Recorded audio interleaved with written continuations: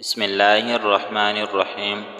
حضرت جابر رضی اللہ تعالیٰ عنہ سے مروی ہے کہ آپ صلی اللہ علیہ وآلہ وسلم نے ہمیں 4 باتوں کا حکم دیا اور 5 باتوں سے منع کیا۔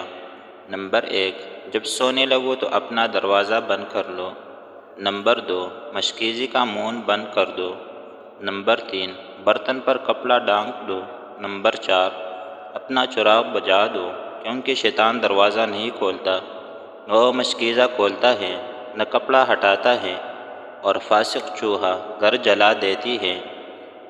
نمبر 1، اپنے بائیں ہاتھ سے مت کھاؤ۔ نمبر 2، بائیں ہاتھ سے مت پیو۔ نمبر 3، ایک جوتی میں نہ چلو۔ نمبر 4، چادر کو پورے جسم پر نہ لپیٹو۔ نمبر 5، اور گھوٹ مار کر نہ بیٹھو۔ اللہ تعالیٰ ہم سب کو عمل کرنے کی توفیق عطا فرمائے، آمین ثم آمین۔